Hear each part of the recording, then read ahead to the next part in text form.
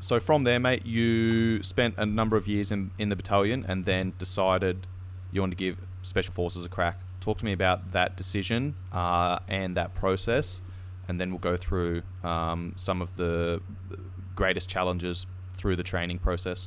Yeah, well, after I finished as that section gunner, I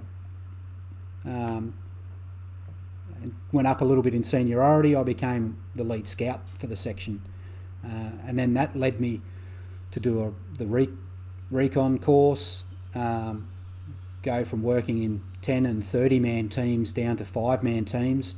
And after I spent 12 months in the recon platoon, working in smaller teams, I then moved to the sniper section. So just working now in pairs at the end of my time in the battalion. I look back and I don't think I had this mad desire like some people have to go and do Special Forces selection. For me, it was more of a natural progression. Everyone that I worked with, all my peers, a lot of the mentors that I had done the selection. Some had been selected to become operators and stayed, and some had come back. So I just again saw it as that, well, I might give this a crack, I suppose. I might go give this challenge a go, see if I'm up to it, and basically see how I get on. I was infantrymen, as you know, like pretty fit little creatures anyway. So I kind of did the training program they gave me and went off to Western Australia for the selection course. So you never had like a mad desire to become a operator. It was just it's interesting you say that, man, because I kind of had a very similar journey. Much later, 2006, I joined, went to Iraq, was lead scout of my section, went over to recon, was doing OJTs, and then did my snipers course. Went to East Timor, went to Afghanistan, and I've got a number of mates that are in commandos, in SAS, and they're like, why didn't you do your go SF? And I was like, well, one, I achieved everything that I wanted to in my military career. As a sniper, like, you're one of the best soldiers in the battalion, and that next progression is to go Special Forces. So I totally understand where you're coming from there, man. Let's talk about that process. How difficult was it to go through that training? Because the reason I ask this is because, as you said, it wasn't like a mad desire for you. You've got some guys that join with their whole intent of going Special Forces. Like, that was my intent when I joined. I was like, I'm going to go to the battalion, I'll spend a couple of years there, hopefully go on a couple of deployments, get my knowledge, experience, skills, and then apply Special Forces. And then I got to that crossroads and I was like, I've kind of achieved everything that I've wanted to, so I'll go down this path, I'll discharge. But, when you're making that decision and you're like, this is the next progression, some guys are just hell-bent, man, and they're going to do whatever is fucking necessary to make it in, whereas you're just like, I'm not hell-bent on this, however, it is the next progression, so I'll give it a crack. How do you think that mindset affected your ability to perform in the training leading up to that, but also on the selection course? Yeah, I was pretty driven, don't get me wrong, of course. But it came probably out of curiosity a lot more than anything else. The training for selection I didn't find difficult. I'd done 40 and 50 clicker pack marches in the battalion. I'd done recon courses. You're spending days in the field with heavy packs walking. So the training program, I just followed the training program that the SAS recommended. Here's what we recommend you do. So for me, I identified a few areas that I was probably a bit weaker than others. I wasn't a great swimmer, even though I'd grown up in the water around Tassie. So I hit the pool and practiced my swimming. I worked hard. There's a few, actual skill-based things that they recommend you come to the course. One for my course was Morse code. So I was practicing the hell out of stuff like that. I just did as much as time would allow me to do and prepared myself as well as I could. Once I got on the course, the curiosity of seeing what it's about at the other end, and what's behind this door. Yeah, what's behind what is all this stuff that you won't tell us about. I'm interested to see what it is. And I'm pretty stubborn too when you're going to have people on the course telling you that you're not performing. So I'm able to like get over that, I suppose, with relative ease, where I'm able to shut that out and not let it affect my performance too much. I had to do a lot of testing. There's quite a few things that you do have to pass, like a 20 kilometre pack march on mine you had to do in 3 hours 15.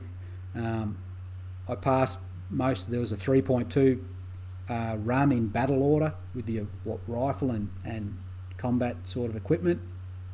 They were always hard, so I trained for those a lot.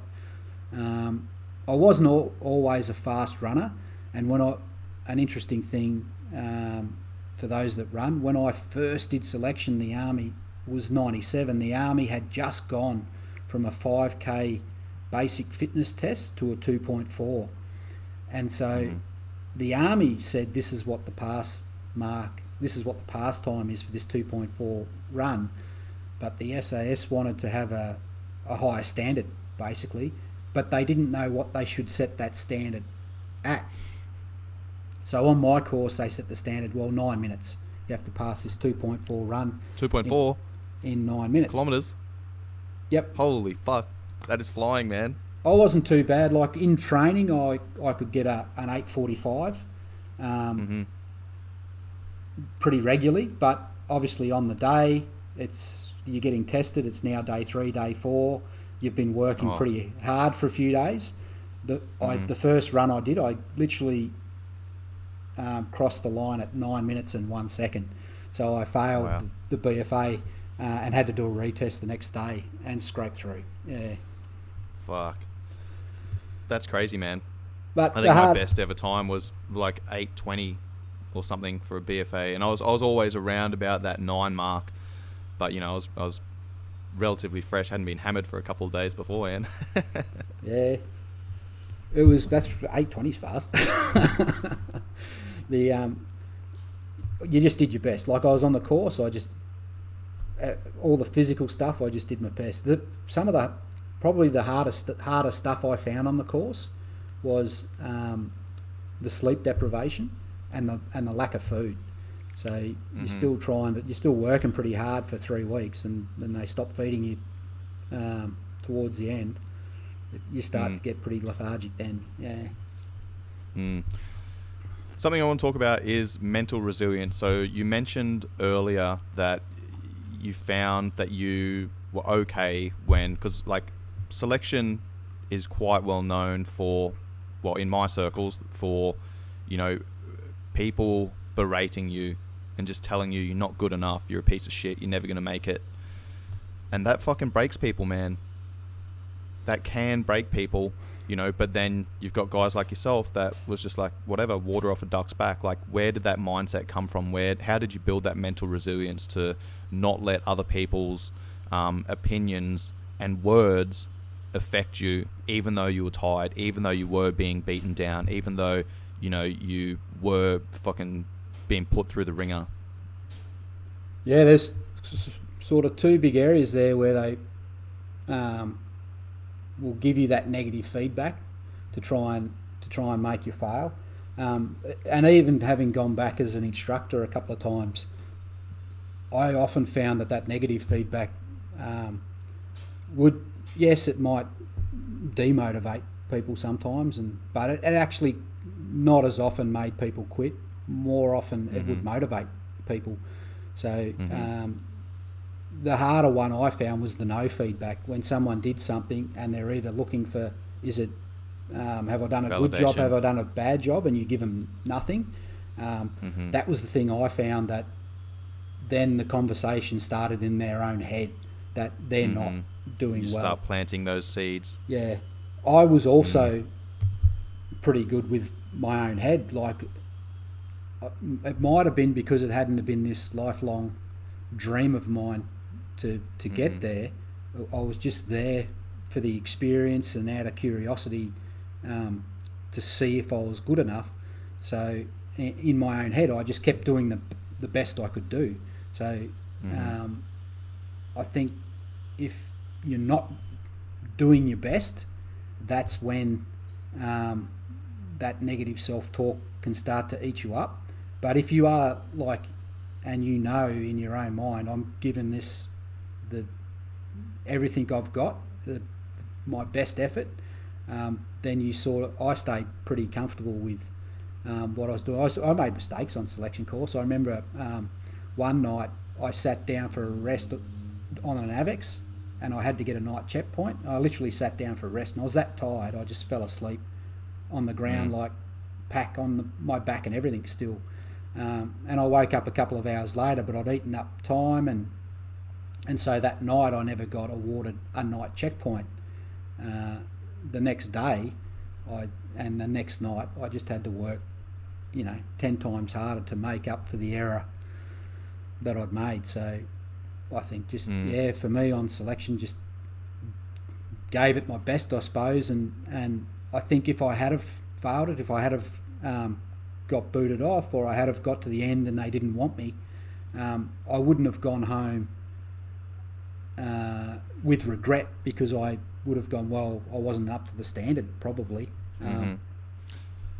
Yeah, that's a great mindset, and something you said there that really makes me think that that's something that served you, having that mindset, was you said that you sat down to have a rest, you fell asleep for a couple of hours, you missed that checkpoint, and then that made you go, you know what, I need to fucking bust my ass the next day to make up for that, because you're not pointing the finger of blame at anyone else. You're not saying, well, they're not feeding us, they're not letting us sleep, they're not blah blah blah blah, like the work rate's too high. You're like, I fucking made a mistake, I need to fix this, how can I make up for that?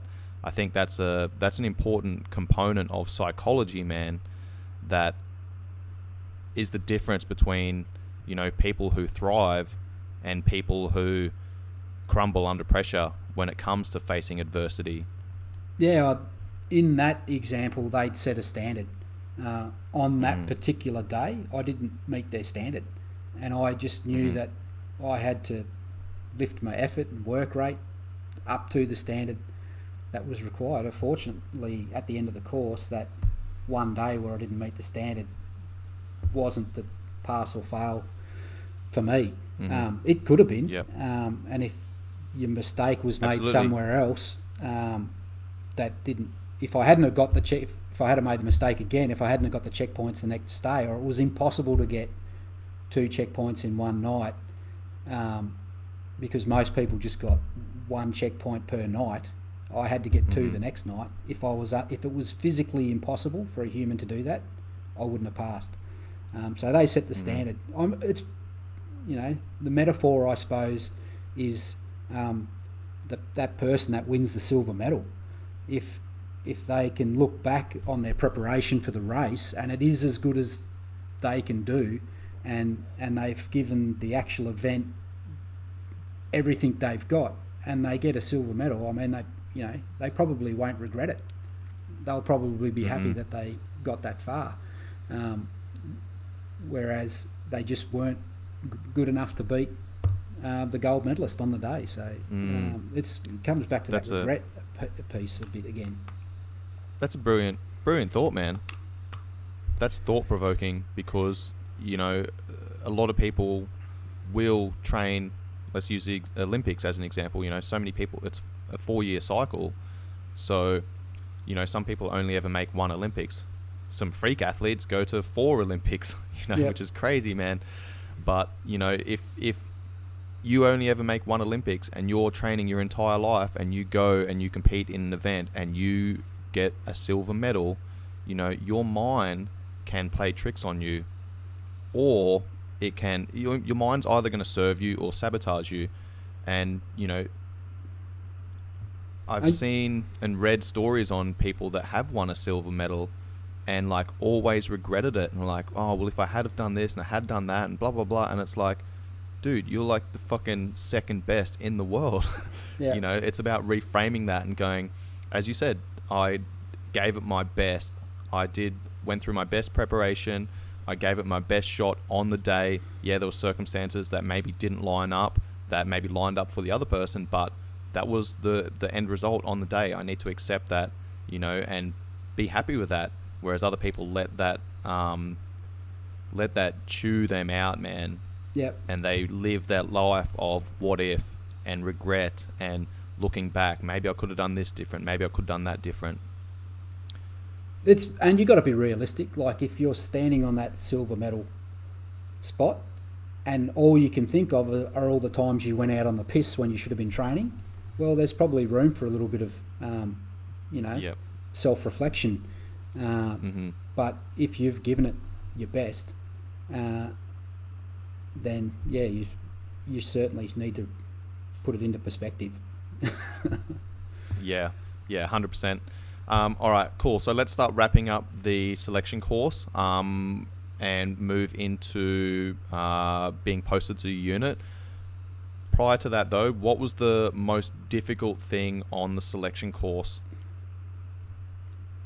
I think, just I'd never been, prior to that moment, like I'd never been so fatigued. Like, by the time you're getting to the end of that 3 weeks, I actually heard, I'll call it a rumour, but from pretty good sources, that they cut the course I did, they cut short from their actual finish time that they were going to have by about 4 hours or something, because the participants started collapsing. And so the doctor went up to the chief instructor and said, hey, are you happy with the guys you've got that are here now? And the chief instructor sort of went, yeah, like, there's not a bad bunch of guys. And he goes, well, if you run the course to your end time, another 4 hours from now, you'll only have half of them left. Oh, man. So they, my good fortune and the other guys that were with me, they cut the course short by 4 hours, which is probably nothing over 3 weeks, but like that fatigue where people just start dropping around you, they're just literally passing out. No food and work, no sleep. That's massive output, minimal input with sleep, nutrition, hydration, blah blah blah. That's crazy, man. I've got some mates that have gone over west and east, and they were talking about their courses and saying like how much fucking damage they did to their body, on that 3 week course that they were dealing with like years later. One guy was like, oh, my knees were fucked, like, and they haven't been the same ever since. One guy was like, I couldn't feel my feet for 6 months, like just shit like that, man. So it's like, it's everlasting changes that do happen to people because you are under massive amounts of stress. Yeah, and you got to have your mindset squared away to finish it. Yep. Let's talk about transitioning into being posted to the unit, because once you're at the unit, it's not you're good to go. Like, you're constantly, I heard someone say it's a daily renewable contract. Oh, you've got from finishing selection, you've got a long way to go. So you haven't even signed the contract yet. You go on, once you finish selection, you've been selected, that they consider you trainable. So for me, it was about bit over 12 months maybe, training cycle, where then they start to teach you all the skills that they want you to have. Even though the selection course is like, as you said, it's it's the interview. We consider you. Yeah. That's a great way of putting it. I love that. I know some guys that I was in the unit with that went to selection, passed everything, got to the end of selection course, and then didn't get accepted, man. Yep. Like, that must have we had two on kill you, bro. 2 on my course that finished but didn't get selected. But the course is there to see what you're made of.